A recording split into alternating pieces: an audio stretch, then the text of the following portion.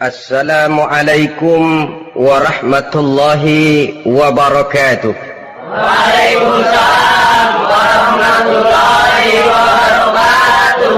Bismillahirrahmanirrahim. Alhamdulillahi rabbil alamin.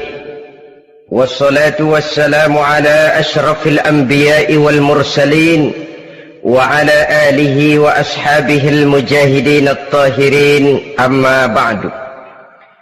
Bersabda Rasulullah sallallahu alaihi wasallam, "Iza sarratka hasanatuka wa sa'atka sayyi'atuka fa anta mu'min."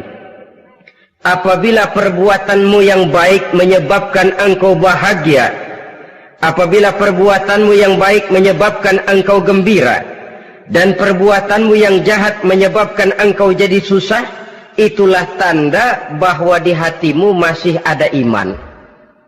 Artinya, belum tentu orang yang berbuat baik merasa bahagia dengan kebaikan yang dikerjakannya. Dan tidak selamanya orang yang berbuat jahat sanggup menyesali perbuatan jahatnya. Oleh karenanya, apabila iman masih ada, apabila hati masih hidup, perbuatan yang baik menyebabkan orang gembira, perbuatan yang jahat menyebabkan orang susah dan gelisah hatinya. Ini mengandung pelajaran. Sekali kita berbuat baik, jangan sekali-kali menyesali kebaikan itu. Sebaliknya, satu kali kita melakukan kesalahan, hendaknya selalu menyesalinya. Kadang-kadang dalam kehidupan, karena orang tempat kita berbuat baik itu rupanya membalas air susu dengan air tuba, kita lalu menyesali kebaikan. Lahirlah kata-kata, "Nyesal saya nolong dia." Ibarat pepatah katanya, nolong anjing kejepit. Waktu kejepit setengah mati kita tolongin, begitu selesai dia dari kejepitnya, malah kita digigitnya. Saudara hadirin yang saya muliakan, dalam kehidupan sehari-hari barangkali ini kena filsafat yang disebut dorong mobil mogok. Ketika mobil mogok setengah mati kita dorong, begitu mesin hidup ditinggalkannya kita di belakang. Sesungguhnya perbuatan kita yang baik tidak harus disesali, karena disesali atau tidak, toh perbuatan itu sudah kita lakukan. Dan penyesalan atas segala kebaikan hanya akan mengurangi nilai pahala kebaikan itu sendiri. Berbahagialah apabila berbuat baik, walaupun orang yang kita melakukan kebaikan membalasnya dengan kejahatan. Menyesalah apabila berbuat kesalahan, apabila melakukan dosa, karena itu pertanda nilai iman yang masih hidup dalam jiwa kita. Saudara-saudara kaum muslimin yang berbahagia, jadi sungguh pun pahala dan dosa sesuatu yang abstrak, efeknya jelas dia mendatangkan kebahagiaan atau membawa kepada kegelisahan batin di dalam kehidupan manusia. Orang di zaman materialis kurang terangsang berbuat pahala dan terdorong melakukan dosa. Kenapa? Karena pahala tidak kelihatan, dosa tidak nampak. Kalau pahala kelihatan, barangkali nggak kuat kita mikul pahala. Kalau dosa benjol, umpama tiap bikin dosa palanya benjol, barangkali sudah nggak karu-karuan kepala kita. Baik pahala, baik dosa, sesuatu yang tidak nampak oleh pandangan mata zahir, tapi yang punya efek dalam kehidupan ini.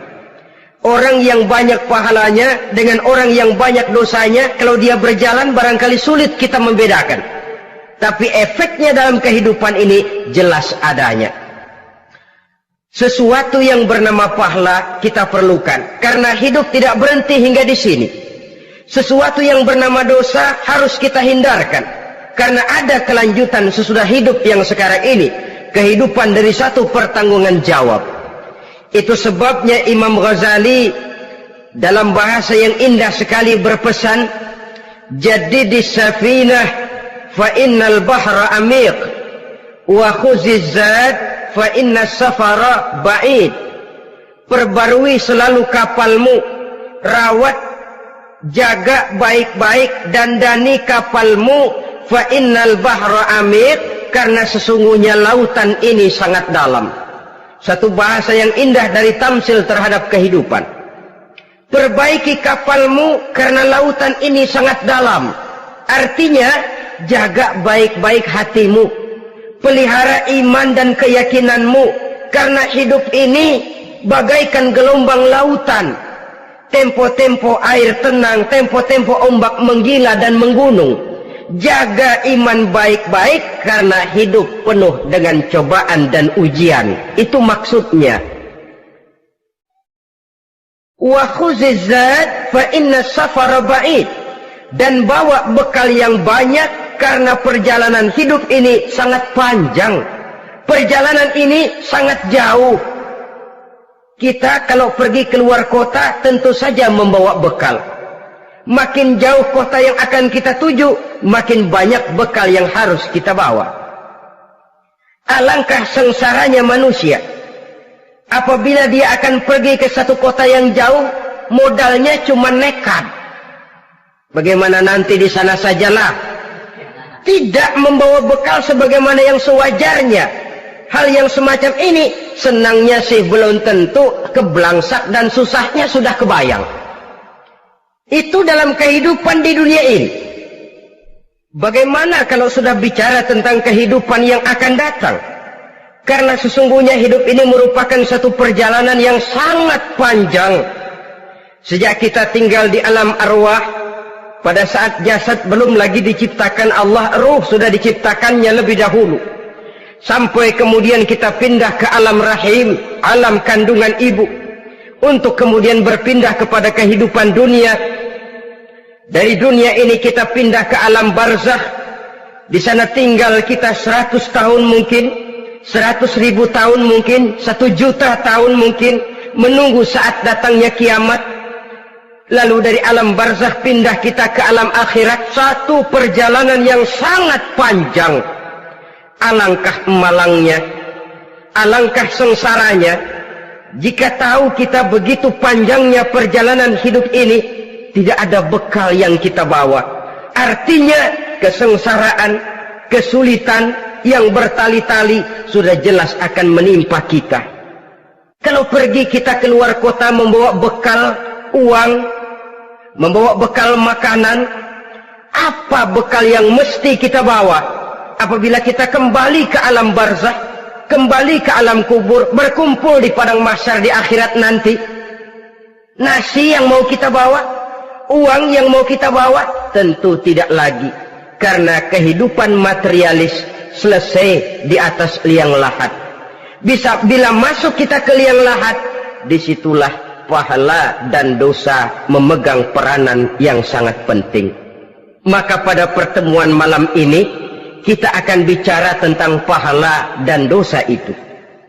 Saudara-saudara kaum muslimin rahimakumullah, yang dinamakan pahala, kata Imam Ali Al-Jurjani dalam kitab At-Ta'rifatnya, ma yastahiqqu bihi ar-rahmatu wal maghfiratu minallahi ta'ala.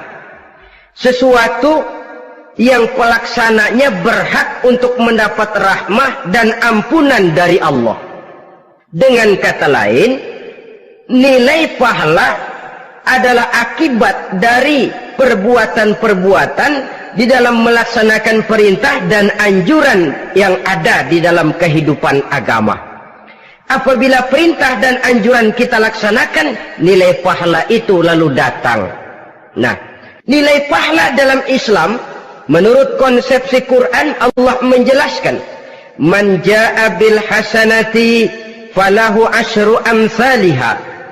Barang siapa yang datang membawa satu kebajikan, barang siapa yang melaksanakan satu kebaikan, maka dia akan mendapat balasan 10 kali dari kebaikan yang dikerjakannya. 10 kali ini pun masih dilipat gandakan dengan 7 ini pun masih dikalikan 100, dan itu pun masih ditambah dengan pernyataan wallahu yudha'ifu liman yasha. Allah masih akan melipat gandakan perbuatan baik seseorang yang dikehendakinya. Itulah nikmatnya dalam Islam. Tetapi sebaliknya, wa man jaa'a bisayyi'ati fala yujza illa mislaha. Barang siapa yang melakukan satu kejahatan, dia tidak akan mendapat balasan kecuali sesuai dengan kejahatan yang dikerjakannya. Alangkah rahman dan rahimnya Allah. Orang yang berbuat baik dibalas 10, dikali 7, dikali 100, masih dilipat gandakan pula. Tapi orang yang berbuat jahat tidak akan mendapat balasan kecuali sesuai dengan kejahatan yang dikerjakannya. Ini kan beda dengan sifat kita manusia. Kita ini kadang-kadang kalau dijitak membalasnya mukul. Tapi kalau orang berbuat baik kepada kita, kita enggan untuk berbuat baik kepada orang tadi. Allah tidak mengajarkan begitu. Satu kebaikan berbalas 10. Satu kejahatan berbalas dengan satu kejahatan. Maha Rahman dan Rahim Allah. Bahkan dalam Islam, niat berbuat baik saja mendapat pahala. Sedangkan niat berbuat jahat belum ditulis merupakan satu dosa sampai kejahatan itu dikerjakan oleh orang yang niat tadi. Umpamanya, saudara niat nanti malam giliran pengajian saya mau hadir di majelis taklim. Pas datang waktu malam hujan turun sangat lebat. Saudara berhalangan datang ke majelis taklim, saudara sudah mendapat pahala niat. Tapi saudara niat, nanti malam kalau turun hujan, saya mau bongkar rumahnya si fulan, saya mau curi seluruh harta bendanya. Ternyata malam saudara tidak mengerjakan perbuatan itu belum ditulis dosa sampai perbuatan itu benar-benar dikerjakan. Tapi lalu jangan macam-macam. Kalau begitu niat aja yang baik, biar nggak usah dikerjain. Niat aja pengen ngaji walaupun tidak ada niatan untuk ngaji. Allah lebih tahu tentang apa yang terdetik di dalam hati sanubari kita. Itulah sebabnya sangat dianjurkan orang untuk melakukan segala macam kebajikan, dan dianjurkan orang menjauhkan segala macam bentuk kejahatan, karena dia akan berefek melahirkan dosa dan pahala. Dosa dan pahala itulah alat untuk memperoleh kebahagiaan di alam kubur, di padang mahsyar, sampai di akhirat nanti. Di dunia ini mungkin segalanya bisa kita beli dengan yang namanya uang. Keamanan kita bisa menyewa petugas untuk menjaga rumah kita.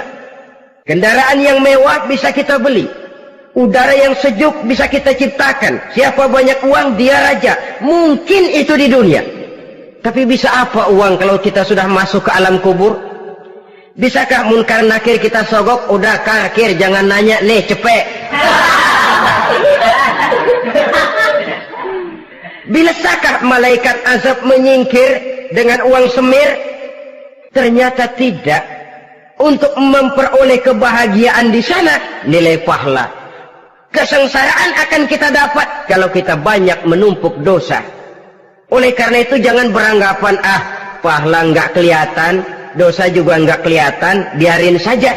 Yang tidak kelihatan ini pada waktunya akan memegang peranan yang sangat penting. Tapi tidak cuma untuk menghadapi hidup di situ, kita lalu harus berbuat baik dan meninggalkan yang jahat. Terutama juga di dunia ini. Toh pepatah bilang gajah mati meninggalkan gading, harimau mati meninggalkan belang. Apa yang akan kita tinggalkan setelah kita mati? Kita ingin jasad kita boleh hancur terkubur tanah, tapi nama kita ingin hidup terus, dikenang orang 100, 1000, bahkan 1.000.000 tahun yang akan datang. Ditulis orang dengan tinta emas dalam sejarah, tercatat kita sebagai orang baik-baik.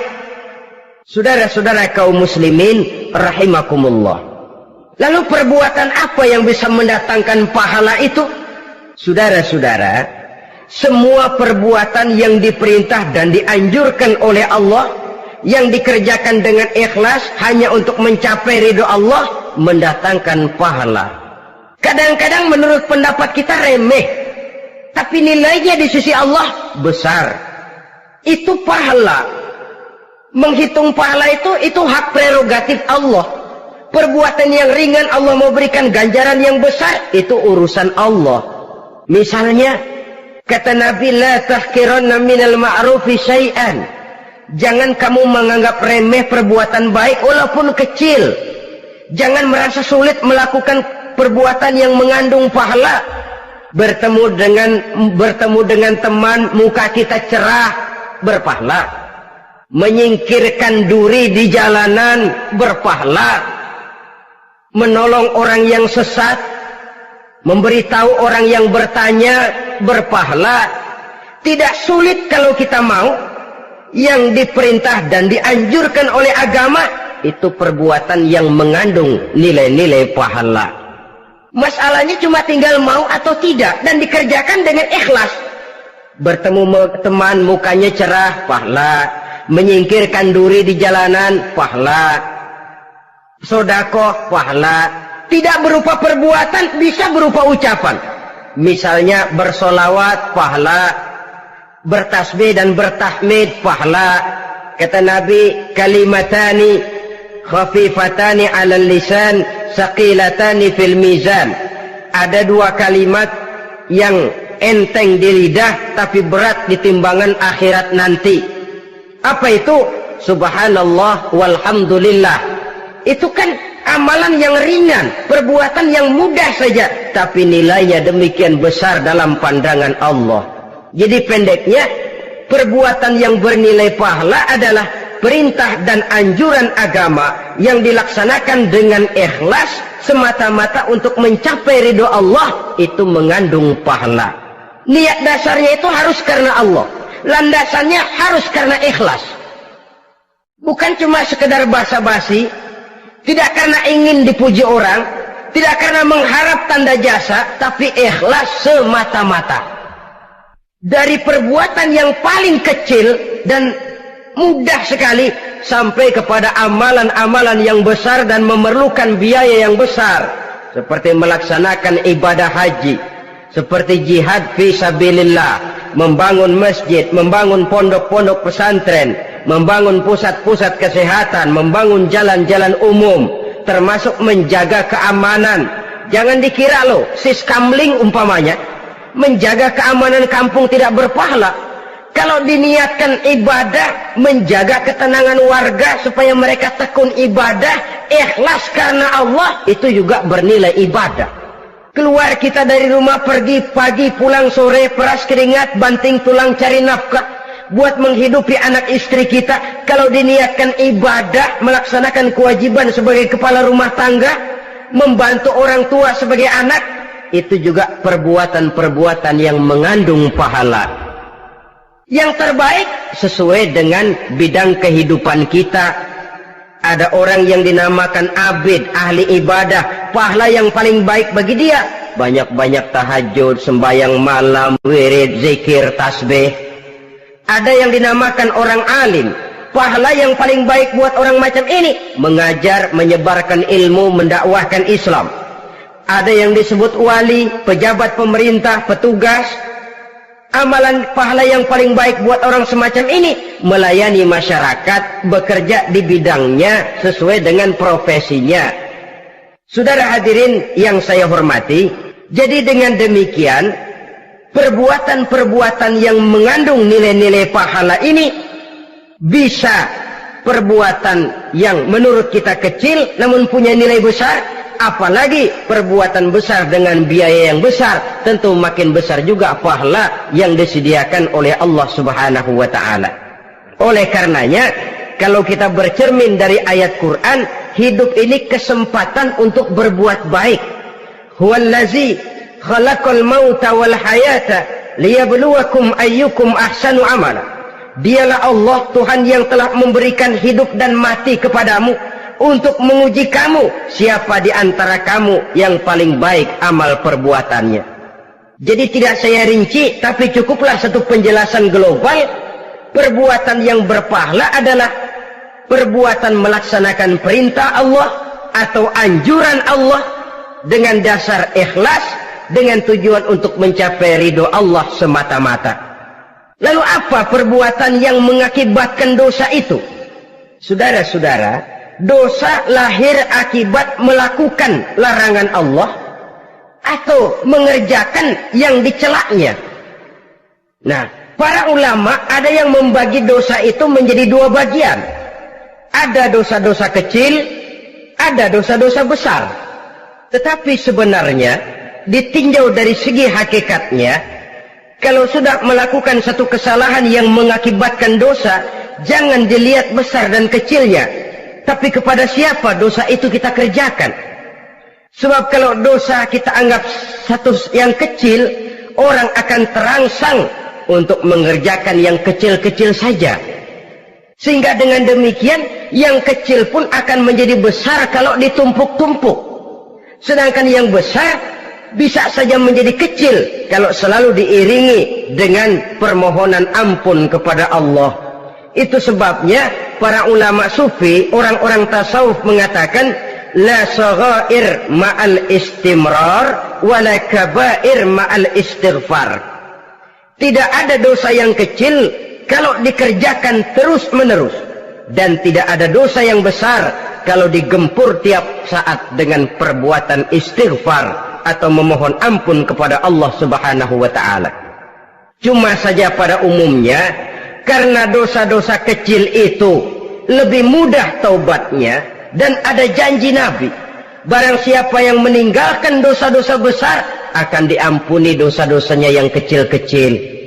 Oleh karena itu, pada kesempatan ini kita akan juga bicarakan apa saja yang termasuk klasifikasi dosa-dosa besar, dengan harapan kita bisa menjaga diri, menyelamatkan diri, jangan sampai terjatuh ke dalam dosa-dosa yang besar tadi. Tetapi bukan berarti kita harus terangsang melakukan dosa-dosa yang kecil. Biarin kecil ini, tobatnya gampang. Dosa kelas teri. Dosa itu kan tidak kelihatan. Lalu terangsang melakukan perbuatan dosa-dosa walaupun kecil, kalau berlarut terus-menerus dia akan tumbuh menjadi dosa yang besar. Oleh karenanya jangan sampai mengundang pengertian kalau kita membicarakan dosa-dosa yang besar lalu terangsang melakukan dosa-dosa yang kecil. Karena bagaimanapun juga dosa kecil dan dosa besar sama dalam arti kepada Allah kita melakukan kesalahan. Dan dosa yang kecil pun kalau bertumpuk, dia akan menjadi banyak. Saudara-saudara kaum muslimin rahimakumullah, ada beberapa jenis dosa-dosa besar. Jenis yang pertama, asyirku billah, syirik atau menyekutukan Allah. Dari sekian deretan dosa-dosa besar, syirik ini merupakan bapak moyangnya dosa. Dedengkotnya dosa itu syirik, menyekutukan Allah. Bahkan dosa yang lain Allah masih mau mengampuni, tapi kalau sudah syirik, menyekutukan Allah, itu sudah satu dosa yang tidak berampun sama sekali. Oleh karena itu tepat pesan Imam Ghazali tadi, jadi di safinah fa'inal bahru amik, jaga iman, pelihara akidah, dandani kapal. Karena hidup ini gelombang lautan sangat dalam, hidup banyak cobaan. Di dalam hidup di zaman sekarang ini, saudara bisa perhatikan, di mana tensi ekonomi tinggi, lapangan kerja sulit, persaingan hidup makin tajam, sifat egois dan individualis tumbuh di mana-mana, rasa solidaritas sosial menurun, sifat gotong royong musnah, orang mudah potong kompas, potong jalan, ingin cepat kaya, ingin cepat naik pangkat, ingin dapat kedudukan. Kadang-kadang akidah pun terjual, akidah pun musnah, jatuh ke jurang syirik pun tidak jadi soal. Itu yang kita khawatirkan. Kalau dosa-dosa yang lain Allah masih mau mengampuni, tapi kalau sudah jatuh kepada syirik, Allah sama sekali tidak akan memberikan ampun. Dalam kaitan dengan ini barangkali tepat sinyalemen Imam Ali itu. Andai kata kemiskinan merupakan satu kepribadian, saya akan membunuhnya lebih dahulu. Artinya memang kemiskinan ini sering mendorong orang kepada jurang kemusyrikan. Tidak tahan menghadapi godaan perut akibat tensi ekonomi yang tinggi, lapangan kerja yang sulit. Iman pun jadilah ditukar dengan 3 liter beras. Akidah pun jadilah dibarter dengan 3 bungkus supermi, dengan pakaian bekas, dengan obat-obatan. Tidak jadi soal baginya mengejar kebahagiaan yang relatif singkat dengan mengorbankan kebahagiaan yang abadi. Persis ibarat pepatah, nyari jarum kampak hilang. Mencari sesuatu yang kecil, yang besar jadi sia-sia.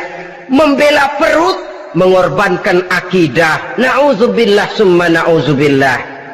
Saudara-saudara kaum muslimin rahimakumullah. Ini fakta. Ini kenyataan. Dan hal semacam ini tidak bisa diatasi cuma dengan ceramah, simposium, diskusi, seminar. Apalagi Nabi berpesan, solahu ummati bil ilmi wal mal. Umatku hanya bisa menjadi baik akidahnya dengan ilmu dan harta. Itu bahasa Nabi. Kalau bahasa kita sekarang, dengan ekonomi dan pendidikan. Ilmu, pendidikan, ekonomi, harta. Tanpa itu sangat besar kemungkinan kita bisa menjual akidah terjerumus di lembah kemusyrikan. Maka terutama kepada saudara-saudara saya, muslimin yang terpencil jauh dari kota-kota besar, yang kadang dalam kehidupan seharinya imannya sering digoda oleh supermi, akidahnya sering ditantang oleh pembagian beras, pakaian-pakaian bekas, obat-obatan dan sebagainya. Jaga dan bentengi akidah kita. Lebih baik nyawa berpisah dari badan, asal iman jangan berpisah dari hati. Kepada adik-adik saya para remaja, para pemuda di kota-kota besar, yang iman dan akidahnya sering ditantang dengan minuman-minuman keras, fasilitas-fasilitas yang menghanyutkan, yang secara terarah dan praktis sedikit demi sedikit menggiring kita untuk keluar dari nilai-nilai akidah. Hati-hati, jaga baik-baik, sebab intan paling mahal, mutiara paling berharga, tidak lain nilai iman ini. Tergelincir kita daripadanya, jatuh ke lembah kemusyrikan, jatuh ke satu dosa yang teramat besar, yang Allah tidak akan pernah memberikan ampun lagi. Ini dosa besar yang pertama. Yang kedua, qatlun nafsi illa bilhaq. Membunuh orang tanpa alasan yang benar. Di zaman kesulitan ekonomi kadang-kadang orang mudah nekat. Tengok saja, kadang-kadang karena pasar uang 100-200 perak saja nyawa bisa melayang. Kadang-kadang karena urusan yang remeh, salah omong, salah ambil, salah ucap, salah pegang, nyawa bisa jadi melayang. Alangkah murahnya nyawa, seakan-akan kita yang punya. Padahal nyawa itu hak milik Allah. Tidak pantas kita merampasnya, tidak pantas kita menghilangkannya dari jasad seseorang. Oleh karenanya, membunuh orang merupakan satu dosa yang sangat besar. Jangankan kepada orang yang seakidah, orang yang lain akidah saja pun, kalau dia hidup berdamai, rukun, berdampingan, kita harus melindungi. Apatah lagi teman seakidah sendiri. Saudara-saudara kaum muslimin rahimakumullah. Pantas kalau Nabi menyatakan, apabila dua orang Islam sudah saling berkelahi, berbunuh-bunuhan, al-qatil wal maqtul finnar. Yang membunuh dan yang dibunuh, dua-duanya sama-sama masuk neraka. Sahabat heran, ya Rasul, kalau yang membunuh masuk neraka sih wajar, tapi yang terbunuh kok neraka juga, kenapa? Kata Rasul, sebenarnya dia juga cuma sudah niat untuk membunuh, cuma keduluan saja. Andai kata dia tidak terbunuh, tentu dia yang akan membunuh. Saudara-saudara kaum muslimin rahimakumullah, Islam sesuai dengan namanya adalah agama damai. Kita tidak boleh mencari-cari musuh, walaupun tidak boleh lari kalau bertemu musuh. Oleh karenanya, pantang seorang muslim menimbulkan benih keonaran menjadi biang kerok buat lingkungannya. Sesuai dengan namanya, seorang muslim adalah seorang yang dalam hidup senantiasa berusaha menebarkan salam, menebarkan kedamaian, ketenangan dan ketentraman. Dengan prinsip, musuh jangan dicari, bertemu pun jangan lari. Yang ketiga, termasuk dalam kelompok dosa besar ini, syurbul khamr, meminum minuman keras. Termasuk di dalam kata khamr ini ganja, morfin, narkotik. Sebab apa? Jenis minuman semacam itu tidak hanya merusak keadaan sekarang, tapi sekaligus merusak kehidupan yang akan datang. Kalau itu jatuh di tangan generasi muda, artinya kan merusak kehidupan masa depan daripada suatu bangsa. Karena apa? Remaja dan pemuda merupakan bentuk miniatur daripada kehidupan bangsa. Akan bagaimana warna umat Islam di Indonesia, bahkan akan bagaimana warna Indonesia 30, 40, 50 tahun yang akan datang, remaja sekarang jawabannya. Kalau remaja kita sekarang ini kerjanya cuma bisa nyekek botol, insya Allah bangsa Indonesia 30-40 tahun yang akan datang akan tumbuh menjadi bangsa teler. Tidak banyak yang bisa kita harapkan. Remaja adalah gambaran masa depan dari satu bangsa, dari satu umat. Dan remaja itu di dalam dirinya secara fitrah terkumpul semua bakat, terdapat semua kemungkinan. Kita ini lahir membawa sifat pemimpin, tapi juga membawa sifat pengacau. Kita ini ada bakat jadi orang jujur, ada bakat jadi pengkhianat. Kita ini ada bakat menjadi orang baik-baik, kita juga punya bakat jadi biang kerok. Kita kemungkinan bisa jadi pemimpin bangsa, tapi juga bisa menjadi pemimpin bangsat. Nanti lingkungan dan pendidikan akan menumbuhkan, membentuk mana yang tumbuh lebih subur. Kalau lingkungan dan pendidikannya lebih banyak bercerita tentang kejujuran, maka nilai kejujuran yang akan tumbuh lebih banyak dalam jiwanya. Dan insya Allah diharapkan dia akan menjadi manusia yang jujur di kelak kemudian hari nanti. Dan masalah minuman keras ini sebenarnya berkait. Kita tidak bisa cuma menyalahkan remaja saja, menyalahkan pemuda saja, karena bagaimanapun masalahnya kompleks. Menghancurkan sesuatu tanpa melihat kausalnya, tanpa melihat sebab akibatnya, kan sama juga bohong. Kemungkinan karena broken home, kemungkinan karena pergaulan, kemungkinan karena kurang perhatian orang tua, kemungkinan karena akibat bacaan, tontonan, atau fasilitas berupa dibukanya pabrik-pabrik minuman keras, dijualnya minuman-minuman keras di warung-warung yang remang-remang, yang memberikan kenikmatan, kebahagiaan dan kebanggaan tersendiri, sehingga akhirnya orang terangsang untuk datang dan minum di sana. Pada dasarnya memang sepele, cuman minum, nggak ngerugiin orang lain kan? Iya, pada waktu minum. Tapi dikala sudah mabuk, out of control, apapun bisa kita lakukan. Yang kita ucapkan kita tidak sadari lagi, yang kita kerjakan tidak kita sadari lagi. Dikala itu segala macam kejahatan bukan sesuatu yang tidak mungkin untuk kita laksanakan. Nggak ngerugiin orang lain, memang pada saat mau minum.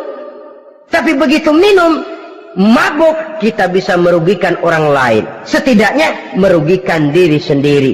Pertumbuhan IQ menjadi lemah, semangat kehidupan hilang, gairah kerja menurun kalau tidak ada sama sekali. Lalu apa yang bisa kita lakukan di dalam kehidupan? Dan akan lebih celaka kalau ini menimpa kehidupan generasi muda kita. Kadang-kadang yang ironi ya, kalau yang orang tuanya mampu barangkali masih tertolong, tapi yang orang tuanya kondisi ekonomi lemah masih kepengen teler juga.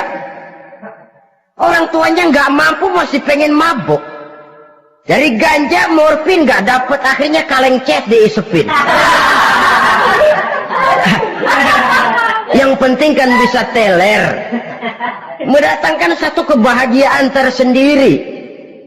Itu sebabnya memang satu kejahatan menurut teori polisi ya hanya bisa terjadi karena faktor N dan K, niat dan kesempatan. Niat ada, kesempatan ada, jadi orang jahat. Kurang salah satunya, biasanya kejahatan terbendung. Niat ada, kesempatan tidak ada, sulit berbuat jahat. Kesempatan ada, niat tidak ada, tidak mungkin orang jahat. Tapi yang paling dominan sebenarnya niat. Kalau niat sudah kuat, kesempatan bisa dicari. kesempatan bisa diciptakan, biar hansip nongkrong, ditungguin lengahnya. Iya biarin, jam 11 sampai jam 2, matanya melotot, jam 3 dia mulai ngulet, ngempet. Nah, di saat itu saya masuk ke rumahnya. Kalau niat kuat, kesempatan bisa diciptakan. Dan kalau sudah niat, ini masalah hati. Kalau sudah masalah hati, menyangkut soal moral. Moral artinya sudah masuk kepada kehidupan agama. Saudara-saudara kaum muslimin rahimakumullah. Yang keempat yang termasuk jenis dosa besar, az-zina, perbuatan zina. Di zaman pergaulan bebas dengan prinsip free love, free sex ini, tengok sudah berapa banyak gadis-gadis bergelimpangan jadi korban. Berapa banyak bayi-bayi yang lahir ke dunia tanpa tahu kemana dia mesti memanggil bapak. Apakah deretan jumlah korban ini masih harus bertambah lagi? Paling tidak, biarlah yang sudah jadi korban, tapi jangan bertambah lagi hendaknya. Masing-masing kita berupaya menahan diri. Termasuk dalam kategori zina ini, yang merupakan cabang-cabangnya, liwat, homoseks, lesbian, masturbasi. Bahkan masturbasi itu termasuk jenis zina tangan, dan itu juga merupakan satu dosa. Di samping dosa juga merusak diri, karena bagaimanapun juga dia akan mengurangi kemampuan daya pikir seseorang. Maka agama memberikan jalan keluar. Pesan Nabi, ya ma'syara syabab, man istata'a minkumul ba'at falyatazawwaj. Hai para pemuda, kata Nabi, barang siapa di antara kamu yang sudah bisa ba'at, yang sudah mampu ba'at. Ba'at itu artinya memberikan nafkah, baik nafkah zahir maupun nafkah batin. Falyatazawwaj, maka hendaklah dia kawin. Jadi yang maksud ba'at ini ya nafkah zahir, ya nafkah batin. Kita kadang-kadang cuma bisa ngasih nafkah batin saja sudah merasa pokoknya kan saya sanggup untuk kawin, lalu kawin tanpa kehilangan, dengan kehilangan pertimbangan. Saudara-saudara, wa in lam yastati, adapun kalau dia belum mampu, fa alaihi bisyam, hendaknya dia banyak puasa. Fa innahu lahu wija, karena puasa itu akan merupakan benteng jangan sampai orang memperturutkan hawa nafsunya. Andai kata puasa belum hobi, banyaklah olahraga para pemuda, para remaja. Karena dengan olahraga, pemikiran untuk memperturutkan hawa nafsu agak sedikit terkendali dan energi tersalurkan dalam bentuk yang positif. Pendeknya kreatif, banyak kegiatan. Ini pesan Imam Syafi'i tepat itu. Kata beliau, inni ra'aitu wuqufal ma'i yufsiduh in sala toba wa illam yajri lam yatib. Aku melihat air kalau diam rusak, tapi kalau dia mengalir jernih. Air kalau ngendap nggak ngalir, nyamuk nyarang di situ, bisa jadi sumber penyakit. Manusia hidup begitu. Kalau nggak punya kegiatan, nggak kreatif, kerjanya cuma delohom, ayam-ayam, akhirnya jadi ngerusak. Ngomongin orang, Jano ngapa? Ano. Kebangetan nggak ngapa-ngapain, orang aja dipontenin. Orang diomongin, lahirlah namimah, lahirlah ribah. Saudara-saudara, air itu kalau ngendap ada aja yang nyarang. Tapi kalau dia ngalir, orang ada kesibukan, insya Allah dia tidak akan jatuh kepada sesuatu yang bisa mengundang dosa. Isilah waktu dengan hal-hal yang bermanfaat, karena hidup ini singkat dan tidak berjalan mundur ke belakang. Mundur hancur, berhenti diinjak orang. Sekali melangkah, jangan surut mundur ke belakang. Homoseks terlepas dari penyakit kejiwaan. Sekarang ini kan sudah ada persatuan kaum gay katanya, meminta perlakuan yang sama dan agar dibolehkan kawin sesama mereka. Secara manusiawi boleh, secara manusiawi kita hargai mereka, tapi dari kacamata agama ini jelas merupakan penyimpangan, dan penyimpangan merupakan suatu dosa terlepas dari pertimbangan manusiawi. Jangan karena terlalu memperturutkan suara manusiawi lalu kita mengesampingkan agama. Termasuk lesbian, wadon karo wadon. Kalau homo itu kan lanang karo lanang katanya. Saudara-saudara kaum muslimin rahimakumullah, ini bukan penyakit baru. Liwat, homoseks sudah dikenal dari zamannya Nabi Lut, laki dengan laki. Lesbian dari zaman istrinya Nabi Lut. Terlepas dari penyakit kejiwaan, dari segi agama ini merupakan penyimpangan dan merupakan dosa yang besar. Yang kelima, yang termasuk jajaran dosa kelas kakap, qazful mu'minina wal mu'minat, menuduh orang mukmin yang baik-baik, laki atau perempuan, melakukan perbuatan zina sehingga hancur namanya di masyarakat. Ini merupakan satu perbuatan dosa yang sangat besar dan sangat dimurkai oleh Allah. Saudara-saudara kaum muslimin rahimakumullah, oleh sebab itu tentang masalah ini, kalau memang tidak ada saksi, jangan sembarang kita enteng lidah menuduh orang lain berbuat zina, menuduh orang lain berbuat serong. Dosanya kelewat besar di dalam kehidupan. Karena apa? Mencari harga diri itu berat, memelihara kehormatan diri jauh lebih berat. Satu kali orang dihancurkan namanya di masyarakat, dia akan terisolir jadinya. Oleh karenanya, berlindung kita kepada Allah, jangan sampailah dihinggapi oleh sifat ini. Karena sentimen kita kepada seseorang, karena hasad kita kepada seseorang, tidak senang melihat orang lain lebih maju, lalu lidah ini seenaknya saja mengucapkan kata. Padahal sanksi dan resikonya sangat besar. Yang kita tuduh barangkali mendapat pahala dari Allah. Kita sendiri yang menuduh tanpa saksi, tanpa alasan yang benar, mendapat dosa yang sangat besar. Saudara-saudara, memang kadang-kadang aneh dalam hidup ini. Seorang pelacur biasanya bisa menjaga mulutnya di masyarakat, kata-katanya baik, sopan. Kenapa? Karena mulut yang satu sudah tidak terjaga.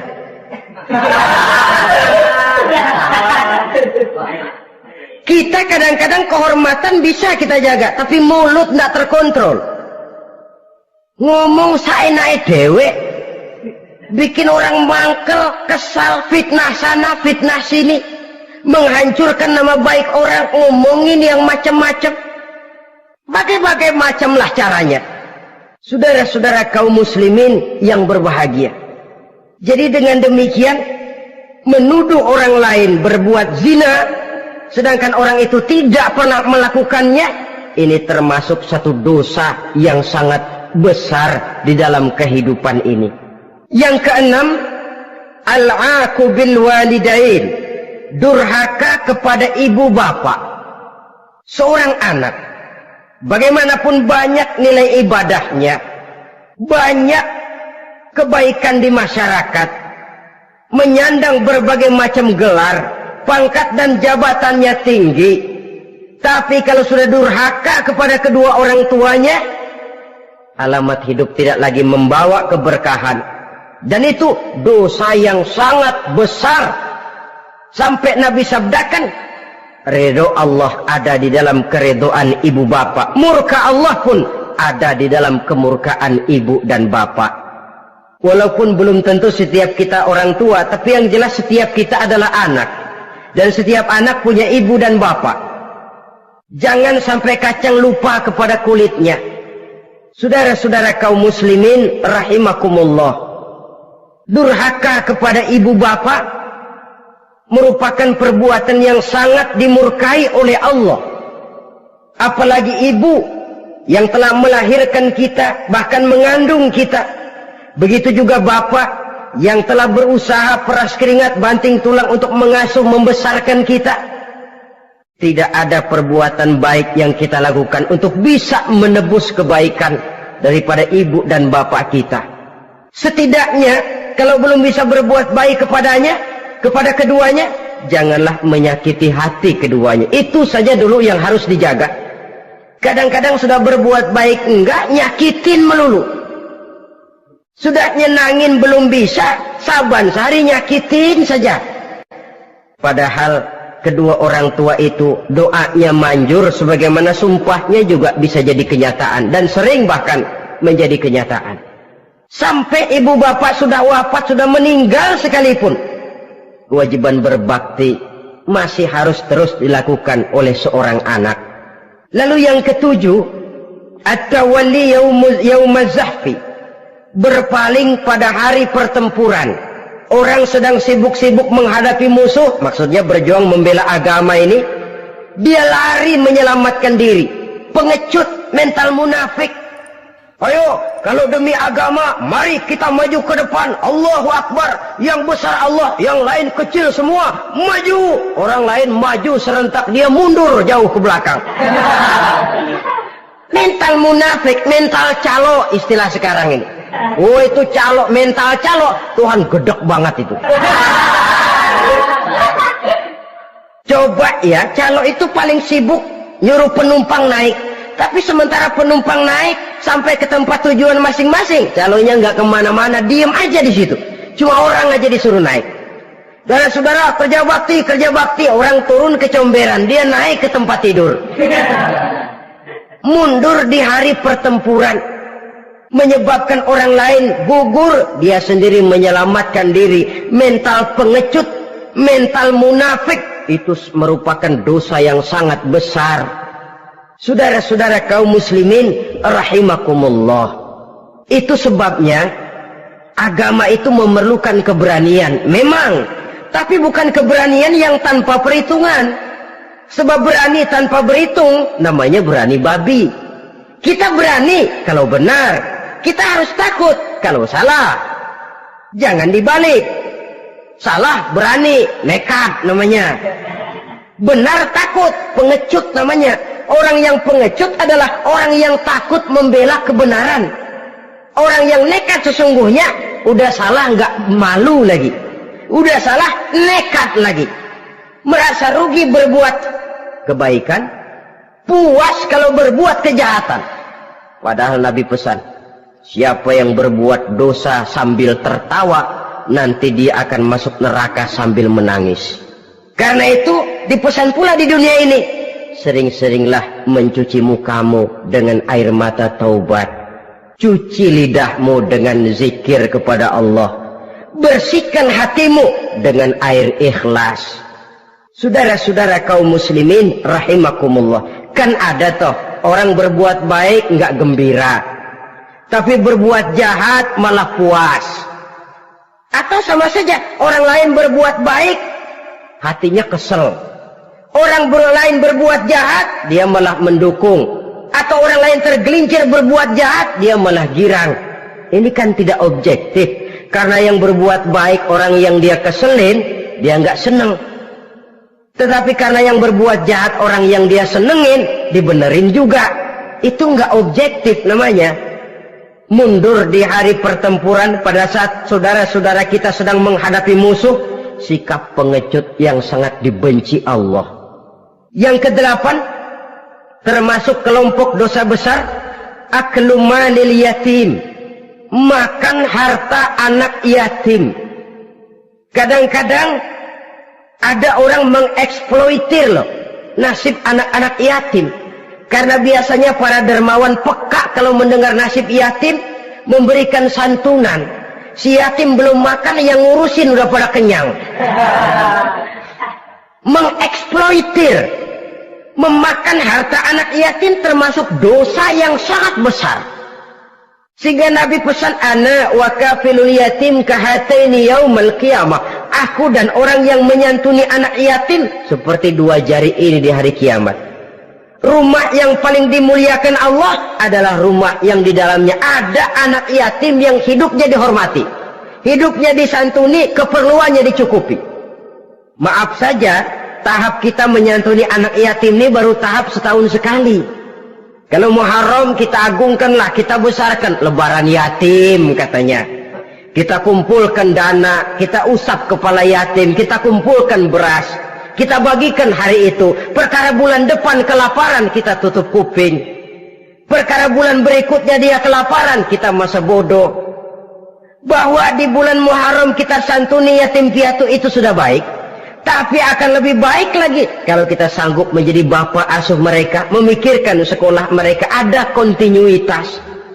Kalau mereka diasuh oleh orang lain, lalu bertukar agamanya, berpindah akidahnya, kita ngomel habis-habisan. Tapi kita ada kemampuan, kita tidak mau berbuat semacam itu. Ya sama juga bohong namanya. Saudara-saudara kaum muslimin rahimakumullah.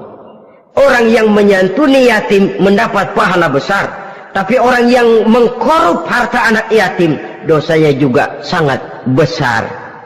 Berhati-hatilah kalau kita diberikan kepercayaan oleh masyarakat untuk mengurus anak-anak yatim. Karena pahalanya besar, resikonya juga besar. Yang ke-9, syahadatuz zur, sumpah palsu. Sebab sumpah palsu ini menggunakan nama Allah untuk sesuatu yang tidak benar. Nama kita saja dibawa untuk yang tidak benar, kita jengkel. Nama kita dipalsukan untuk sesuatu yang tidak baik, kita kadang-kadang jengkel, tidak puas jengkel, menuntut melalui saluran hukum. Kenapa? Nama saya dicatut. Bagaimana lagi kalau nama Allah kita pakai untuk bersumpah, sumpahnya palsu, menguntungkan kita, merugikan orang lain, Allah murka betul. Maka sumpah palsu termasuk deretan dosa-dosa besar. Apalagi yang ke-10, aklu riba, makan riba alias renten. Ini kan yang cepat mendatangkan uang. Kadang-kadang kalau yang bikin riba itu orang awam barangkali, ya masih kita maklumin. Kadang-kadang penyakit ini datang menimpa mereka juga yang kita kenal kebaikannya. Bahkan suka datang ke musola, rajin ke masjid kadang-kadang. Riba masih dimakannya.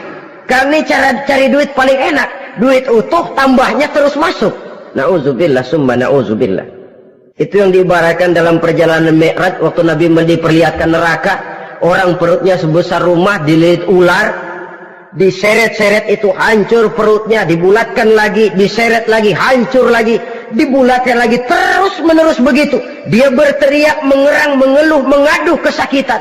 Nabi tanya, itu apa Jibril? Itu contoh dari umatmu yang suka makan riba Muhammad, makan renten. Saudara-saudara, ini kan mencekik leher orang. Orang sedang kesulitan, kelihatannya sih baik, menolong. Tapi di belakang menolong itu nyekek. Di belakang nolong itu nyekek. Dan nyekek itu sebenarnya tujuan utamanya. Orang yang menjalankan riba pada dasarnya tidak punya peri kemanusiaan kok. Kalau dia kelihatannya mau menolong, kelihatannya motifnya mencari untung di belakang itu. Jauh dari kemanusiaan. Yang ke-11, saudara-saudara, termasuk jajaran dosa besar itu qat'ur rahim, memutuskan silaturahmi. Marah, hobi sama marah. Kalau 3 hari nggak marahan sama orang, ngebet palanya. Selalu nyari gara-gara. Kalau udah marah berlaku perpanjangan waktu. Tahun, 2 tahun, kadang-kadang seumur hidup. Saudara hadirin yang saya muliakan. Apalagi mengurangi timbangan termasuk kelas dosa besar. Makan suap termasuk dosa besar. Semir menyemir dosa besar. Apalagi bunuh diri. Nah, bunuh diri